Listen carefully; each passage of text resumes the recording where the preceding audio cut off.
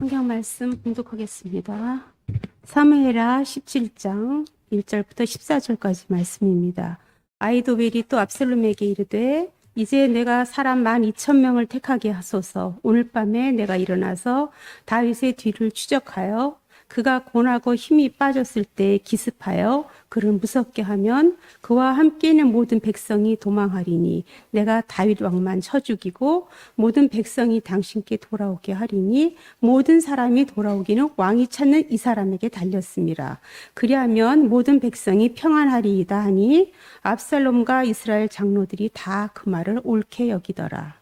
압살롬이 이르되 아렉 사람 후세도 부르라. 우리가 이제 그의 말도 듣자 하니라. 후세가 압살롬에게 이르되 압살롬이 그에게 말하여 이르되 아히도벨이 이러이러하게 말하니 우리가 그 말대로 행하랴. 그렇지 아니하거든 너는 말하라 하니 후세가 압살롬에게 이르되 이번에는 아히도벨이 베푼 계략이 좋지 아니하니이다 하고 또 후세가 말하되 왕도 아시거니와 왕의 아버지와 그의 추종자들은 용사라. 그들은 들에 있는 곰이 새끼를 빼앗긴 것 같이 격분하였고 왕의 부치는 전쟁에 익숙한 사람인즉 백성과 함께 자지 아니하고 지금 그가 어느 굴에나 어느 곳에 숨어 있으리니 혹 무리 중에 몇이 먼저 엎드러지면 그 소문을 듣는 자가 말하기를 압살롬을 따르는 자 가운데에서 패함을 당하였다 할지라. 비록 그가 사자 같은 마음을 가진 용사의 아들일지라도 낙심하리니 이는 이스라엘 무리가 왕의 아버지는 영웅이요 그의 추종자들도 용사인 줄 알미니이다. 나는 이렇게 계략을 세웠나이다. 온 이스라엘을 단부터 브엘세바까지 바닷가에 많은 모래같이 당신께로 모으고 신이 전장에 나가시고 우리가 그 만날 만한 곳에서 그를 기습하기를 이슬이 땅에 내림같이 우리가 그의 위에 덮여 그와 그 함께하는 모든 사람을 하나도 남겨두지 아니할 것이요.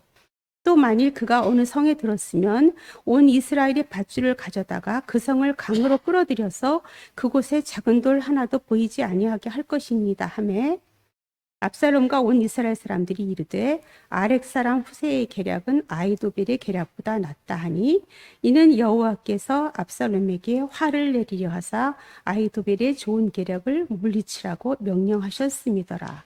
아멘. 예, 오늘 하나님의 말씀, 압살롬은 왜 후세에게 설득당했나? 이런 말씀의 제목으로 하나님의 말씀 나누기 원합니다.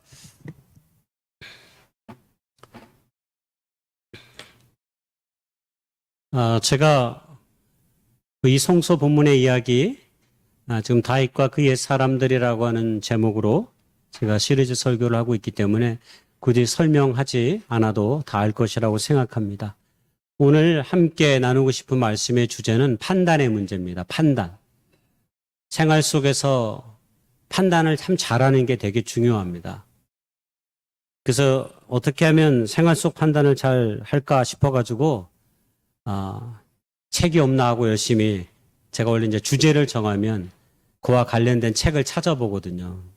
속어에 없으면 그래서 주문하기도 하는데 지난주에 주문을 한 책이 저 두 가지 책이에요. 하나는 노이즈, 소음, 잡음 이런 뜻을 갖고 있는 건데 우리의 어떤 생각을 오염시키는 요소들이 어떤 것들이 있는지를 이제 저기 소개해 주는 거고 두 번째는 제목이 마음에 들어서 제가 늘 저러는 것 같거든요. 걱정에게 자꾸 먹이를 주면 안 되는데 자꾸 걱정에게 먹이를 줘요. 그래서 걱정이 눈덩이처럼 커질 때가 많아요. 근데 대부분 그 걱정 쓸데없는 걱정이에요.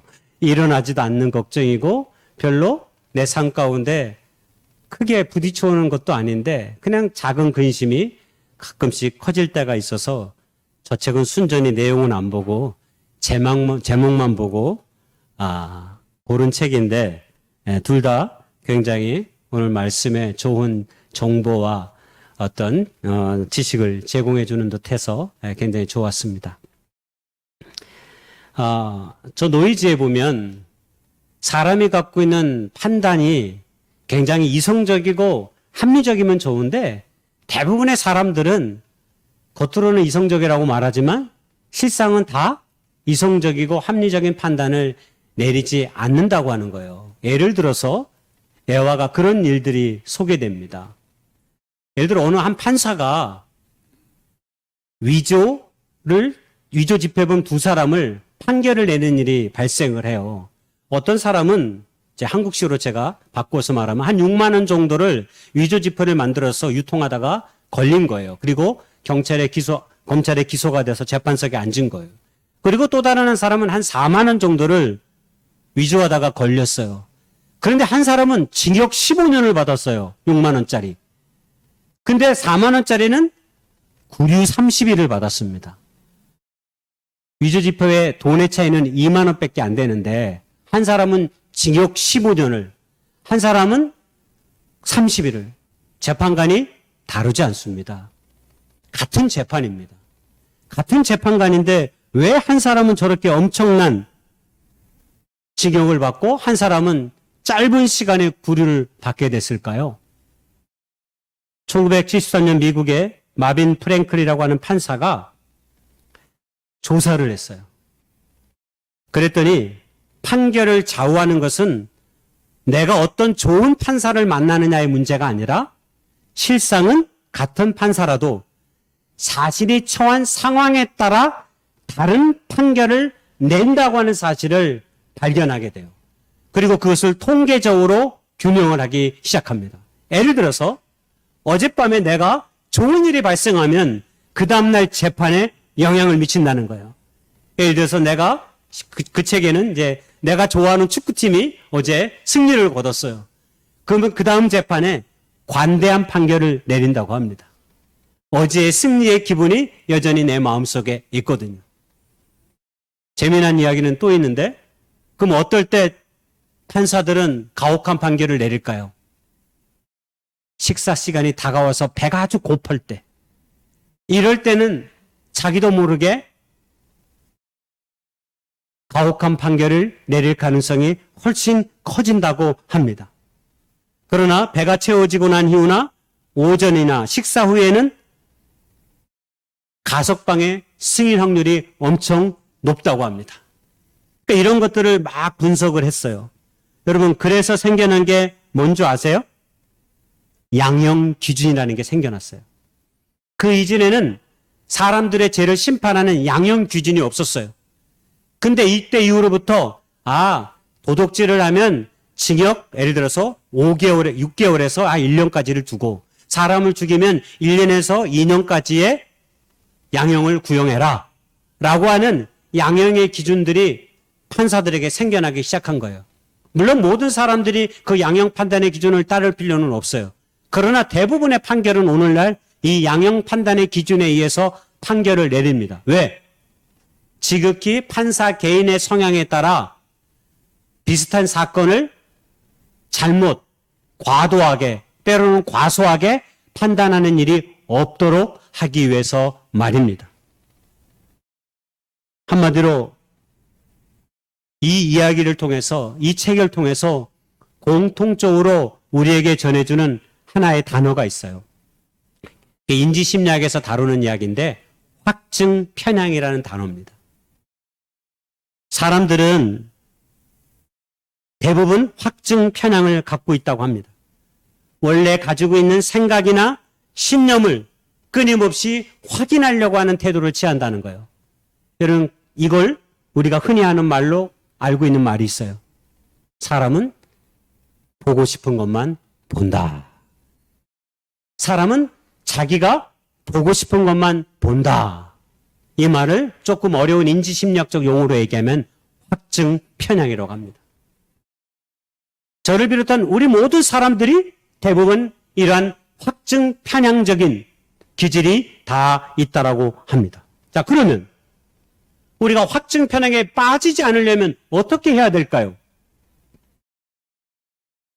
한마디로 균형 있는 생각과 행동을 의식적으로 반복하면 되는 것입니다.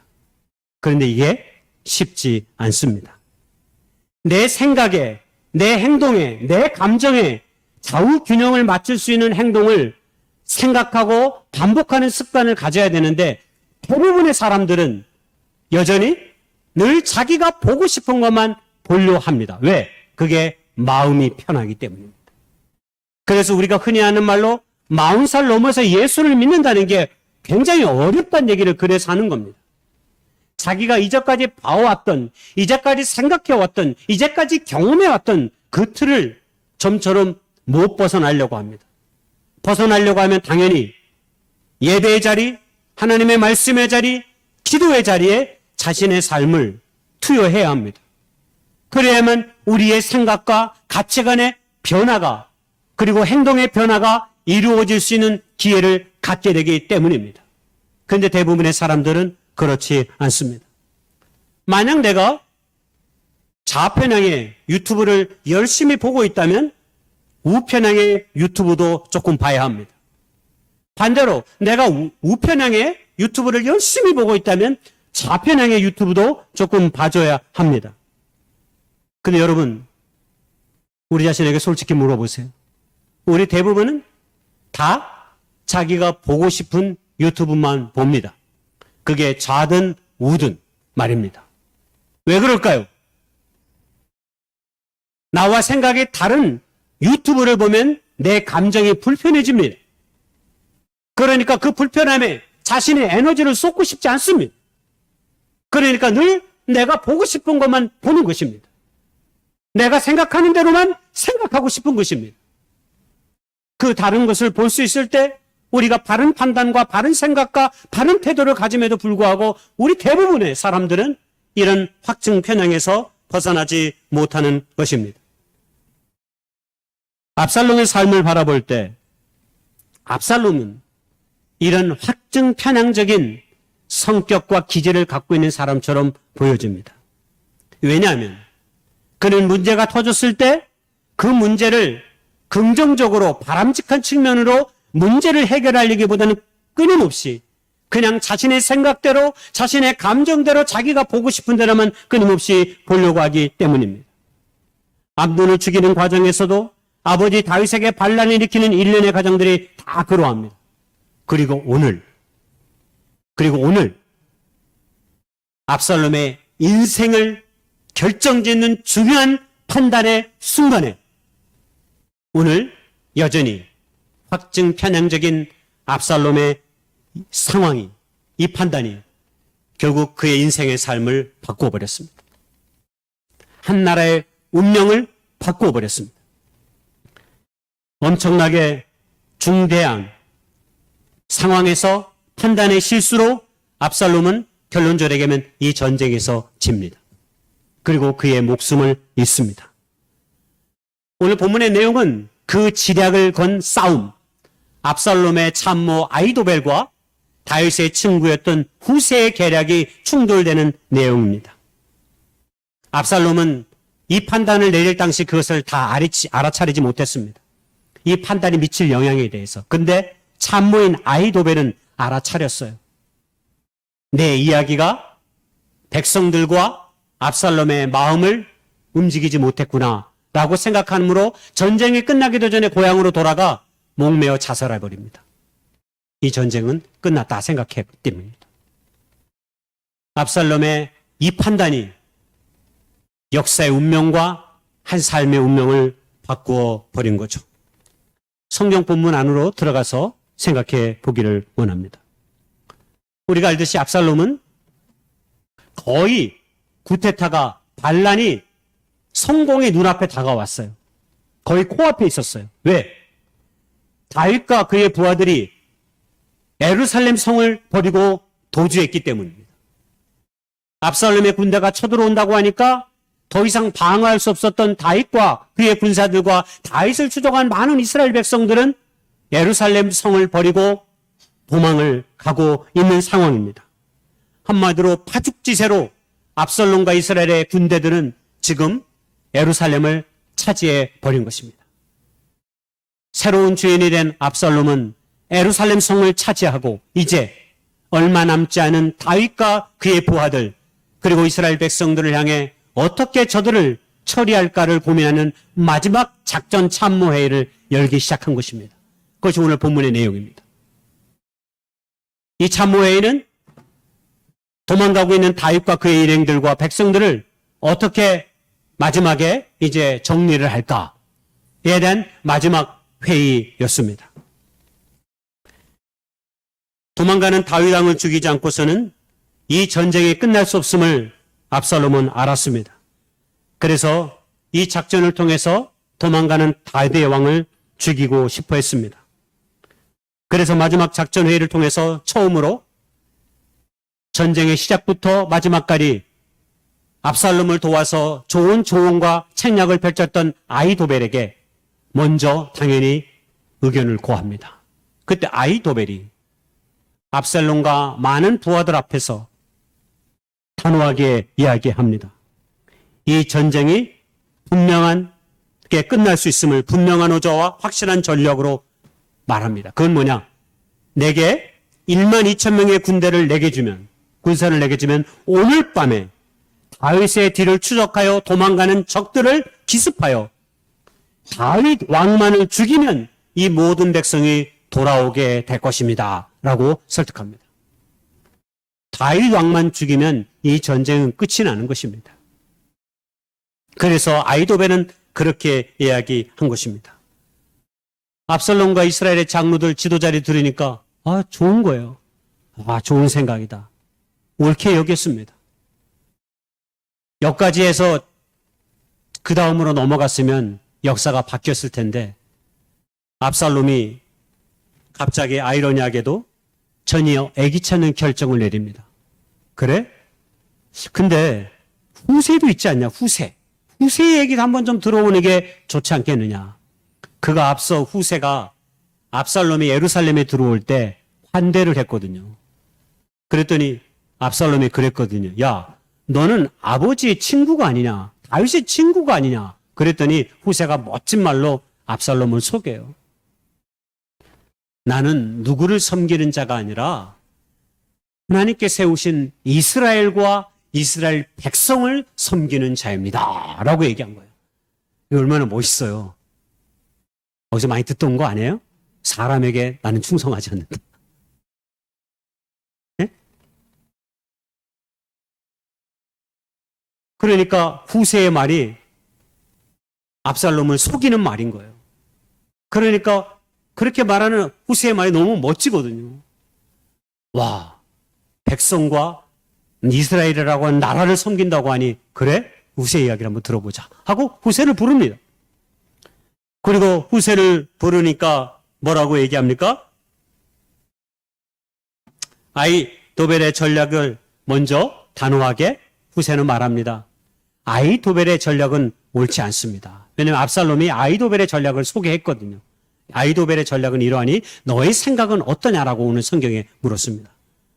그러면서 다윗 왕과 그의 군사들이 훌륭한 용사이고 너무나 뛰어난 자들이기 때문에 섣불리 그들을 치면 우리가 당할 수 있으니까 이스라엘의 모든 군사, 지금보다 더 많은 군사들을 모아가지고 일거에 그를 쳐야만 이 전쟁에서 완벽한 승리를 거둘 수 있다라고 말했습니다. 여러분이 생각에는 어떤 게 더 그럴듯해 보이십니까? 후세는 사실은 다윗 왕이 도망갈 수 있는 시간을 벌어주기 위해서 이런 말을 한 것입니다. 그런데 압살롬과 이스라엘의 장로들은 후세의 말을 듣고 그의 말이 옳게 여겼다라고 했습니다.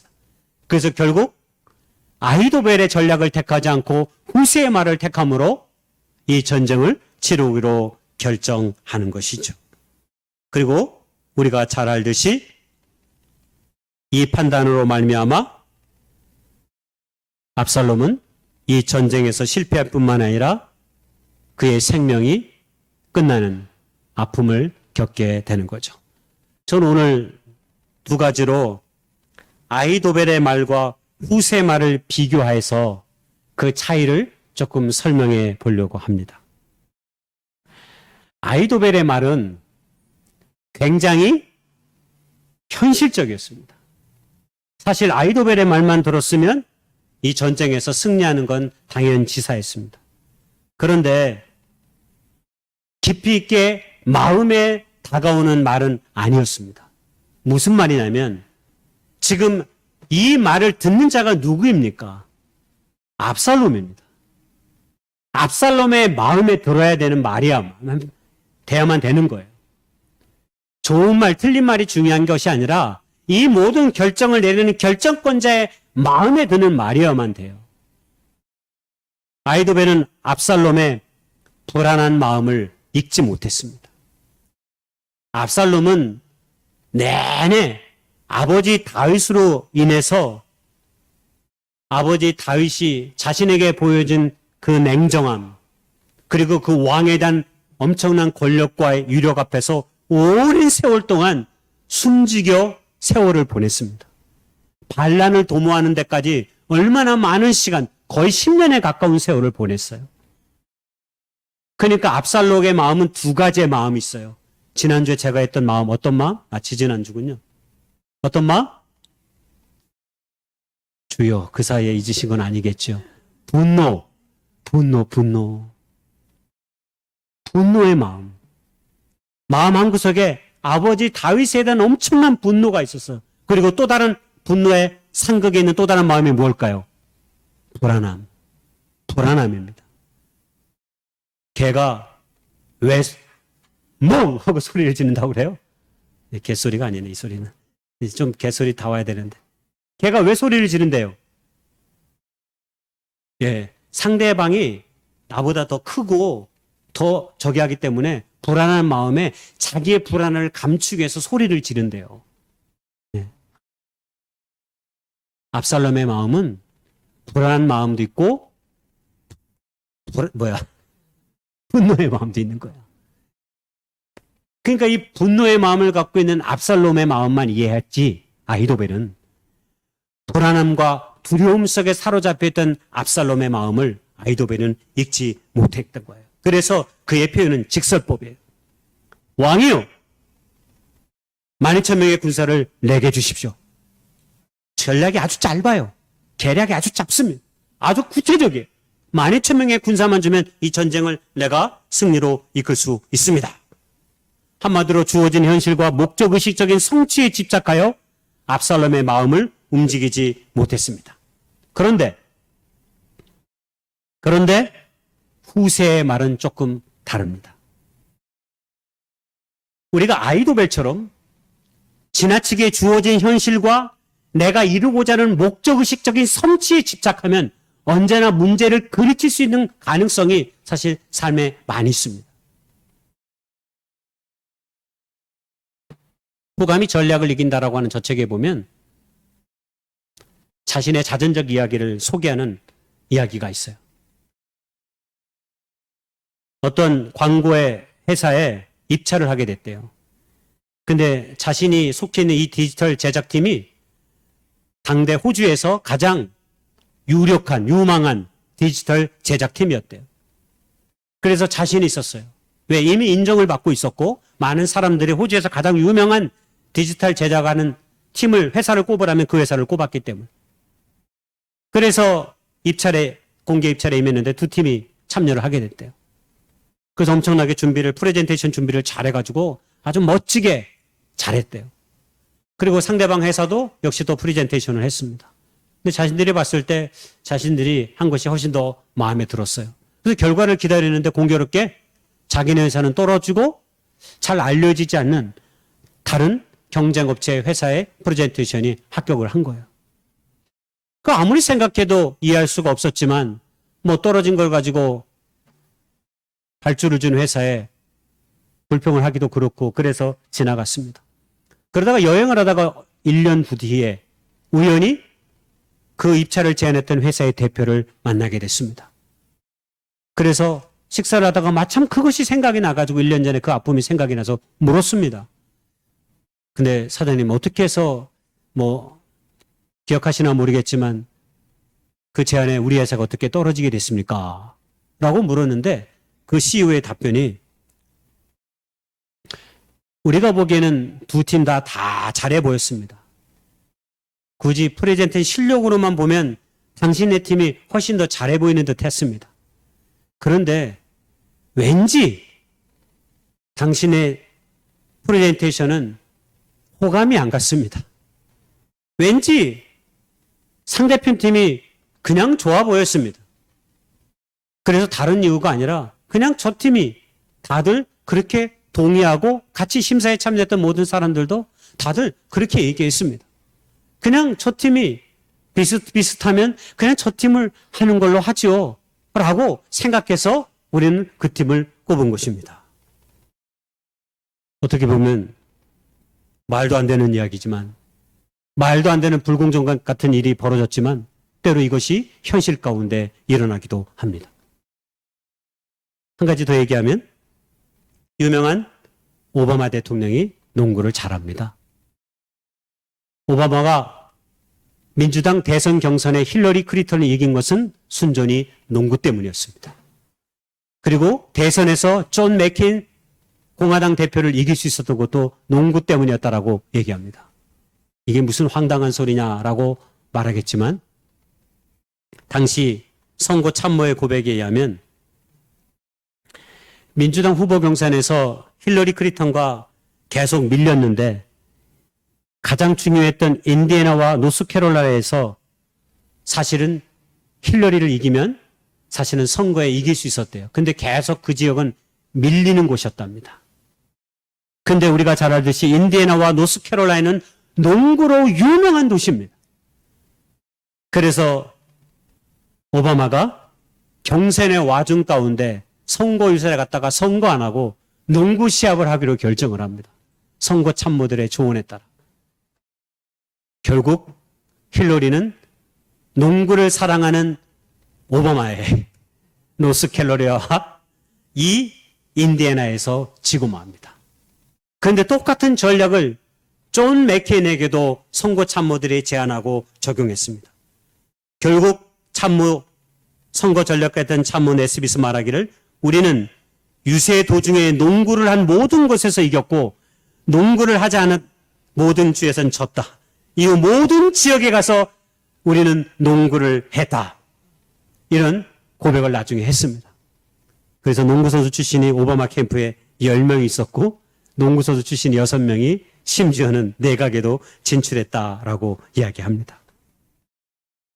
별것 아닌 것 같지만 우리의 삶은 때로 작은 호감이 우리 인생의 중요한 것을 결정짓기도 합니다. 제가 아는 목회자 중에 늘 옳은 말만 하는 사람이 있어요. 정치, 사회, 경제, 문화 할 것 없이 늘 옳은 이야기를 합니다. 근데 사람들이 그를 별로 좋아하지 않습니다. 왜냐하면 그가 말하는 태도 때문입니다. 그는 늘 옳은 말을 하기는 합니다. 근데 상대방의 상황이나 처지, 마음을 전혀 고려하지 않고 진실만을 들이댑니다.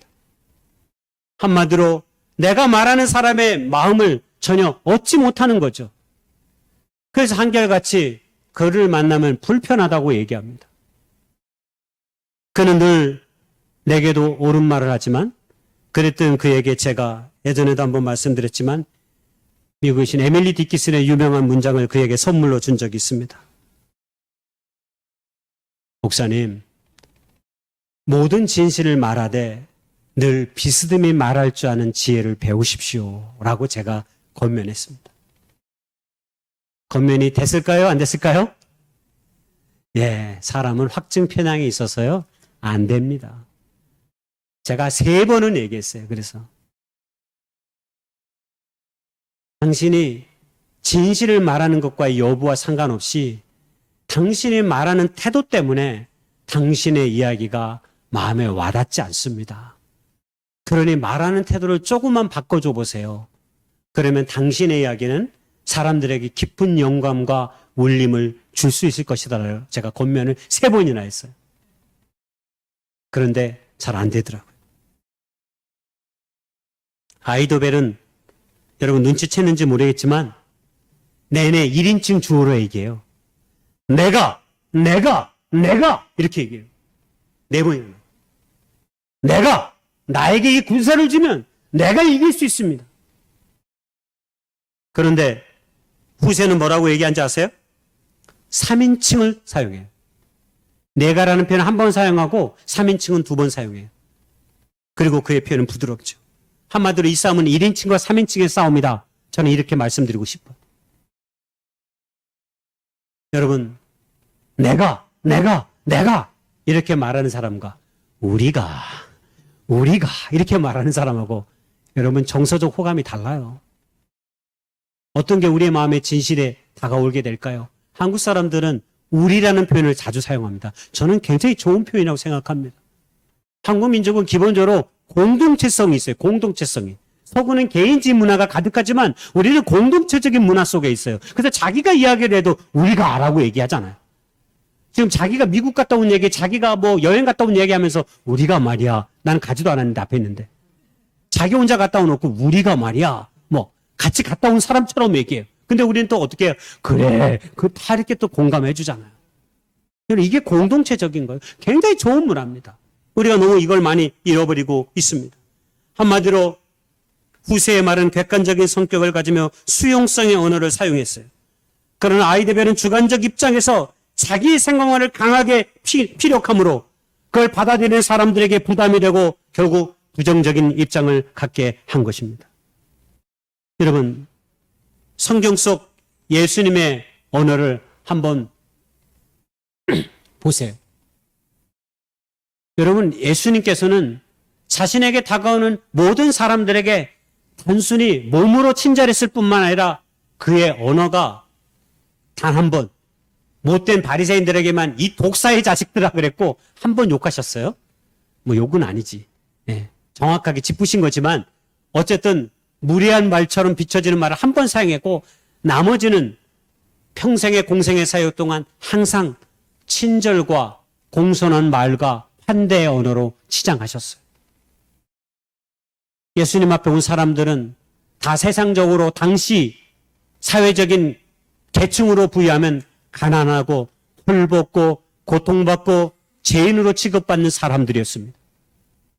그러나 그런 그들에게 따스한 환대의 언어로, 친절의 언어로, 공손의 언어로 그들의 삶을 붙잡고 계시는 우리 주님을 보는 것이죠. 바로 후세가 가졌던 모습이기도 한 것이죠. 마지막 두 번째로 아히도벨의 언어는 사실적인 언어를 구사했습니다. 앞서 말한 대로.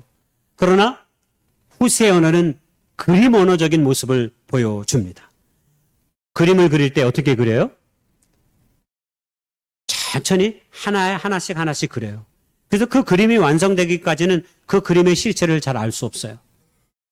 근데 그림을 그리는 모습을 보면 어때요? 기대가 됩니다. 그 다음에 뭘 그리는지, 그 다음에 무엇을 그리는지를 자꾸 주목하게 되고 자꾸 보게 하죠.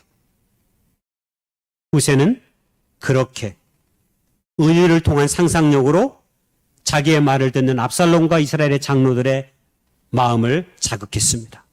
그런데 아히도벨의 이야기는 늘 사실에 국한된 이야기만 했습니다. 당장 필요한 이야기, 앞서도 얘기했지만 그래서 직설적으로 얘기한 거예요. 다른 건 다 걷어내버린 거예요. 그래서 아히도벨의 이야기는 몇 줄밖에 안 돼요. 근데 후세의 이야기는 엄청 깁니다. 오늘 우리가 같이 읽었지만 후세의 말은 엄청 긴 이야기로 이루어지고 있어요. 2배 이상 길어요. 그리고 은유적 언어를 사용해요.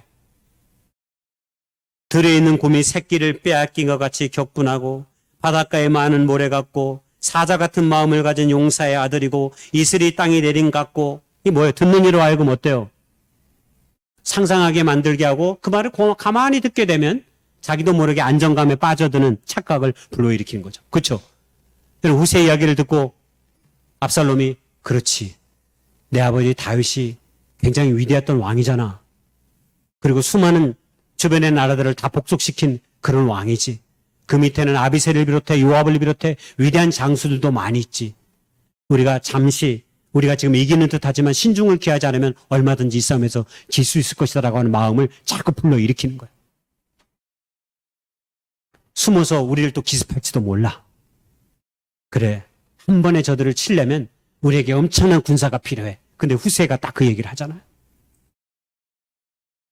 군사를 모으는데 많은 시간이 필요하다는 생각은 하지 못한 제 말입니다. 은유에는 이런 힘이 있습니다. 시인들의 언어가 힘이 있는 이유는 은유를 통해 가슴에 와닿게 하기 때문입니다. 유영만 교수는 그래서 은유는 다리다 이런 말을 한 적이 있습니다. 사람과 사람, 시인과 시인의 이야기를 듣거나 읽는 사람의 마음에 와닿을 수 있는 다리를 은유라는 기법을 통해서 사람들의 마음에 와닿게 하는 거죠. 한마디로 후세의 말은 압살롬의 마음에 닿았습니다. 그리고 다리가 되어서 압살롬의 마음을 훔쳤습니다. 압살롬의 영혼을 흔드는 말이었습니다. 상대방의 마음을 읽어내는 말, 바로 그것이 후세의 말이었습니다. 성경은 14절에 이 모든 후세의 말들이 계략이 실은 하나님의 섭리와 계획 속에 이루어진 것이었다라고 말합니다. 바로 그렇습니다. 하나님의 섭리와 계획 속에 후세가 부름을 받고 후세라고 하는 도구를 통해 하나님께서는 이 전쟁을 다윗으로 하여금 결국 이기게 하신 것이고 압살롬으로 하여금 결국 지게 만드신 것입니다. 다윗은 이 모든 것들을 생각하고 후세를 예루살렘 성에 남겨두었습니다. 그리고 후세가 그러한 역할을 할 수 있도록 배치한 거죠. 다윗은 지나온 자신의 역사 가운데 이미 그런 말의 무거움을 누구보다도 잘 알고 있었던 사람입니다. 시간이 많이 지나가서 다 이야기하지는 않겠지만 사무엘상 25장에 보면 다윗이 아내로 맞이했던 아비가일이 자기의 군사들이 먹을 것을 구하러 갔다가 나발에게 모욕당해 왔을 때 분노의 마음을 떨치지 못해서 400명의 군사를 이끌고 그 가족을 다 몰살시키려고 내려갔을 때 그 발음을 멈추게 한 사람이 바로 아비가일입니다. 그때 그 아비가일의 언어를 제가 설교한 적이 한 번 있습니다. 이 말씀을. 그 아비가일의 언어가 얼마나 아름답고 다윗의 마음을 움직였던 말인지를 우리가 기억해 볼 수 있습니다. 이혜인 수녀님의 나를 키우는 말이라는 참 제가 좋아하는 시가 있습니다. 행복하다고 말하는 동안은 나도 정말 행복해서 정 마음에 맑은 샘이 흐르고 고맙다고 말하는 동안은 고마운 마음 새로이 솟아올라 내 마음도 더욱 순해지고 아름답다고 말하는 동안은 나도 잠시 아름다운 사람이 되어 마음 한 자락이 환해지고 좋은 말이 나를 키우는 걸 나는 말하면서 다시 알지. 자, 옆에 사람에게 고맙습니다 하고 한번 해보세요.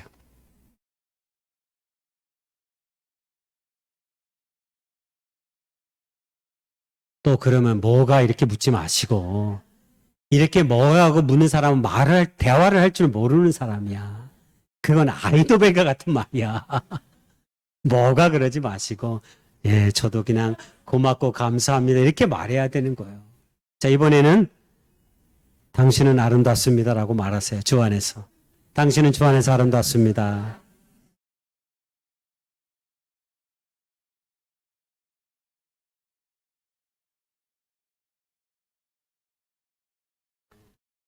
진짜로 그래요. 우리가 옆에 있는 사람 때문에 내가 있다는 사실을 늘 깨달을 수 있기를 바랍니다. 너무 늦게 깨닫지 마시고 지금 깨달으시기 바랍니다. 우리 옆에 있는 사람 때문에 내가 존재해요. 옆에 있는 형제와 자매 때문에 그의 기도가, 그의 눈물이, 때로 그의 가슴 아파 해줌이 때로 우리의 삶을 일어서게 했고 한 걸음 더 나아가게 한 거예요. 새벽마다 새벽을 깨우는 우리 권사님들, 수사님들의 기도가 있습니다. 여러분, 저는 이 기도가 늘 우리 주님의 교회를 건강하고 아름답게 세워간다고 생각합니다. 우리 눈엔 잘 보이지 않지만 영이신 하나님께서는 그렇게 우리의 모든 아름다운 기도의 언어를 들으시는 분이기 때문입니다. 우리의 새벽 시간에 그 기도, 때로 우리의 처소에서 들어지는 모든 기도는 다 땅에 떨어지지 않습니다. 하나님께서 우리의 기도에 언제나 응답하시며 일을 이루시는 분이 우리 하나님이심을 알기 때문입니다. 마지막으로 에베소서 4장 29절 무릇 더러운 말은 너희 입 밖에 내지 말고 오직 덕을 세우는데 소용되는 대로 선한 말을 하여 듣는 자들에게 은혜를 끼치게 하라. 마태복음 12장 35절 선한 사람은 그 쌓은 선에서 선한 것을 내고 악한 사람은 그 쌓은 악에서 악한 것을 내느니라. 말씀을 우리의 신비에 새기고 오늘도 나아가는 저 여러분 될 수 있기를 주님의 이름으로 축복하고 소망합니다. 기도하겠습니다.